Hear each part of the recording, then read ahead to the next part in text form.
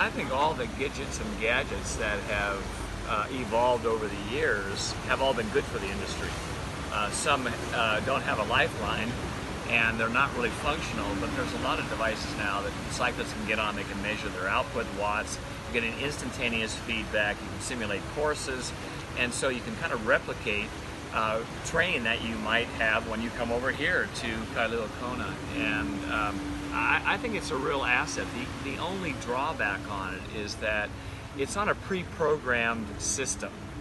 And I think one of the things that adds a little bit of clarity, whether you have a coaching platform to assist that, is that you get definitive direction from that coach to say that this is your train intensity range, and this is what you need to be in for such and such train intensity cycle or microcycle that you're working on. And I wasn't very clear on that, but for example, I have an online program, Dave Scott Tri Club, and we have a built-in train intensity chart. So when people go to the new technology, the chart will actually spit out, based on their variables and their testing, what I call marker sets, that they can get feedback. And I think it's kind of a unique feature. You don't see this with a lot of the logarithm type online programs, which one shoe fits all.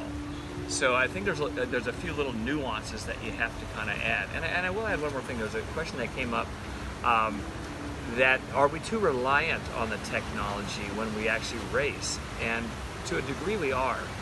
People become married to their device, and there's a certain number of watts that I have to be in, and it's a tight little range.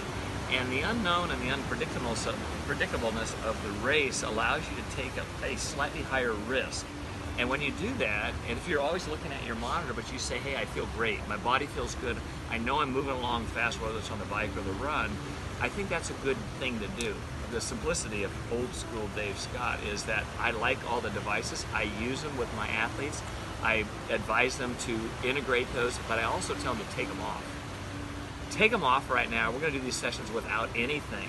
Someone asked me this morning, they said, what did you do out here as far as monitoring? And I said, I never wore a wristwatch. I didn't have a speedometer. I didn't have watts on the bike. They weren't embedded then.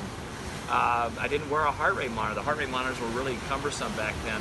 It was just on intuitive feel, which I think mixing the both of them, where you have the technology and the intuition, allows you to really heighten your performance. And to heighten the performance is the mental side of it, because you cannot always look at a metric to define your potential. That's a mistake. Fascinating.